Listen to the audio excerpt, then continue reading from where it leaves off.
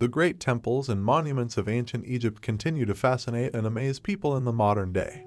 The sheer size and scope of structures like the Great Pyramid at Giza or the Temple of Amun at Karnak, or the Colossi of Memnon are awe-inspiring and naturally encourage questions regarding how they were built. All over the Egyptian landscape are immense ancient structures. There are many different theories about how they were built, but one thing is clear: they've survived for thousands of years, while several significant questions remain unanswered. The simplest explanation for many can be found in ancient Egyptian inscriptions, texts, wall paintings, tomb inscriptions, art, and artifacts. The ancient Egyptians had an excellent command of science and technology. The ancient Egyptians were gifted with some pretty remarkable innovations other civilizations would take for granted nowadays. They created paper and ink, cosmetics, toothbrushes and toothpaste, even the ancestor of our modern breath mint. Not only that, but they left us some incredible monuments too. It has been said that they have improved our lives in just about every area. They are credited with advances in the manufacturing of simple household goods, beer brewing, engineering and construction, agriculture, architecture, medicine, and astronomy. Their influence on art and literature can't be overstated either, even though they didn't understand the wheel until the Hyksos arrived during Egypt's Second Intermediate Period. Their technical skills are evident as early as pre-dynastic Egypt. The construction of tombs, artwork, and other notable structures reveals a high level of sophistication in both construction and engineering. The civilization became more advanced as they learned more and their skill increased. Eventually, by the time the Ptolemaic dynasty ruled Egypt, they had created one of the most unique cultures in the ancient world.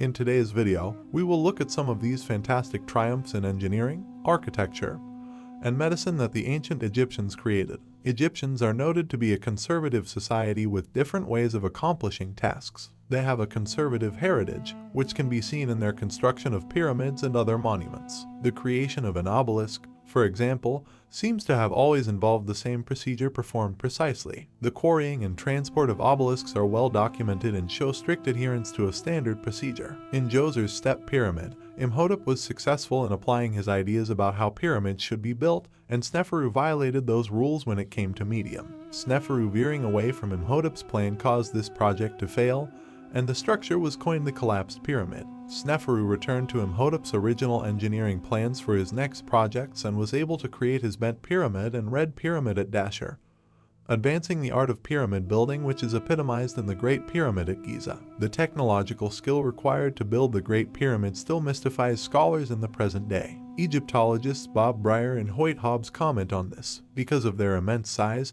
building pyramids pose special problems of both organization and engineering. For example, constructing the Great Pyramid of the Pharaoh Khufu required that more than 2 million blocks weighing from 2 to more than 60 tons be formed into a structure covering 2 football fields and rising in a perfect pyramidal shape 480 feet into the sky. Its construction involved vast numbers of workers which, in turn, presented complex logistical problems concerning food, shelter, and organization. Millions of heavy stone blocks needed not only to be quarried and raised to great heights but also set together with precision in order to create the desired shape. The vizier would delegate tasks to representatives who would continue this process until a ruler could be found. The Old Kingdom of Egypt had strict bureaucracy when it came to building anything, which set the standard for architecture in Egypt for centuries afterward. For example, builders were required to document everything about their project, and if they deviated from the plan at any point. Later in the Old Kingdom, Weni, known as the Governor of the South, would leave an inscription detailing how he traveled to Elephantine to source granite for a false door needed to build a pyramid and dug 5 canals for towboats to bring supplies for further construction. Records such as Weni's show the immense amount of effort required in building the monuments one finds in Egypt today. There are many records of supplies and difficulties in constructing pyramids, but there is no unclear explanation of how they were made. The most popular theory involves ramps which were constructed as the pyramid was raised, but this is actually untenable as Breyer and Hobbs state. The problem is one of physics. The steeper the angle of an incline, the more effort necessary to move an object up that incline. So, in order for a relatively small number of men, say 10 or so, to drag a 2-ton load up a ramp, its angle could not be more than about 8%. Geometry tells us that to reach a height of 480 feet, an inclined plane rising at 8% would have to start almost 1 mile from its finish. It has been calculated that building a mile-long ramp that rose as high as the Great Pyramid would require as much material as that needed for the pyramid itself, workers would have had to build 2 pyramids in the 20-year time frame. However, a modification of the ramp theory was proposed by the French architect Jean-Pierre Houdin, who claims ramps were used on the inside of the pyramid, not the exterior.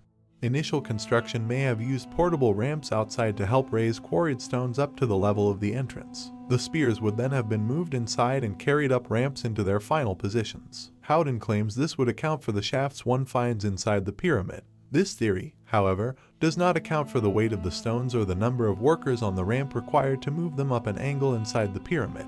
There are even other theories that suspect that they used water power to build the pyramids. They may have done this by using water pumps, since water levels back then were much higher than we see now in Egypt. Whatever you think of the water theory concerning the pyramids, Egyptian society did depend on a reliable supply of clean water for their crops and livestock. Ancient Egypt was an agricultural society. As a result, they invented innovations to help cultivate the land. One of the many inventions and innovations of ancient Egyptians was the ox-drawn plow and improvements in irrigation. The ox-drawn plow was designed in 2 gauges, heavy and light. The heavy plow went first and cut the furrows, while the lighter plow came behind, turning up the earth. Once the field was plowed, workers with hoes broke up the clumps of soil and sowed the rows with seeds. The seeds were then laid into furrows, and livestock was driven across the field to close it. However, all of this work would have been for nothing if the seedlings lacked sufficient water, showing that regular irrigation was pivotal to their farming success. Egyptian irrigation techniques were so successful that they were implemented by cultures around the world. It has been noted that Greek philosopher Thales of Miletus studied in Egypt and may have brought these innovations to Greece with him. New irrigation techniques were introduced in the Second Intermediate Period and were introduced by the people known as the Hyksos, who settled in Avaris, Lower Egypt. They improved their irrigation techniques in new ways, such as building canals, which is how Egyptians succeeded with them. The yearly overflowing of the Nile River has enriched the valley's soil and therefore led to a higher standard of living. Irrigation canals were necessary, so outlying farms and villages could be irrigated and maintain even saturation throughout the land. The ancient Egyptians had great success with the land on Earth, but how about the cosmos? Astronomy was important to the ancient Egyptians on 2 levels, the spiritual and the practical. Egypt was thought to be a perfect reflection of the land of the gods and the afterlife, a mirror image of one's life on Earth. This duality is apparent in Egyptian culture in every aspect and epitomized in the obelisk, which was always raised in pairs and believed to reflect a divine pair appearing at the same time in the heavens. The stars told the stories of the gods' accomplishments and trials, but also indicated the passage of time and the seasons.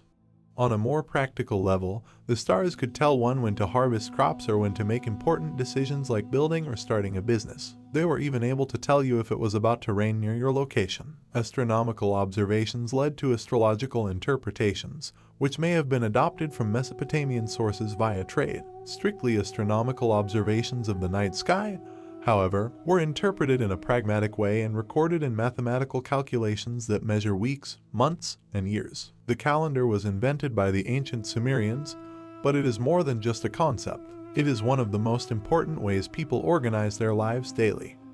According to many Egyptologists, mathematics in Egypt was entirely practical. Rosalie David, for example, claims mathematics served basically utilitarian purposes in Egypt and does not seem to have been regarded as a theoretical science. And mathematics was not abstract but practical. The Egyptians practiced a form of geometry that was identical to the ancient Greek method. Conic sections are used in pyramids, obelisks, and many other constructions. In Egypt during the Old Kingdom, geometry was studied mainly for 2 purposes: pyramid construction, which required a rigorous knowledge of geometry, and the concept of a place. The ancient Egyptians were interested in determining where their cities were built and how that might be done using geometry. One method to determine the location of a city is to find its geometric center, which would be at a point with coordinates x, y such that x2 plus y2 equals 1.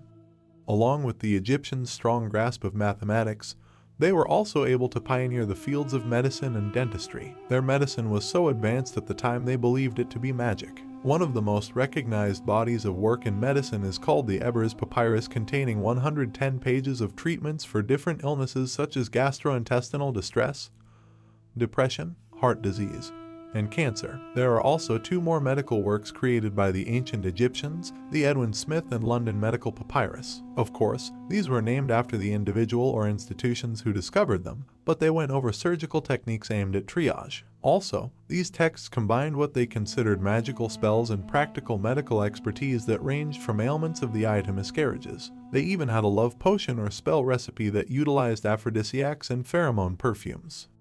The scope of ancient Egyptian discovery is deep. We are continually discovering and deciphering how the ancient civilization operated. Looking at all this information, although it may seem like a distant past to us, they were faced with problems that we still are figuring out today, like curing cancer and understanding love. I hope that we continue to research ancient civilizations because there might be deep insights into life that could help modern civilization. Thanks everyone for watching. If you enjoyed the video, please leave a comment and like. I would love to hear your suggestions. Until next time, folks.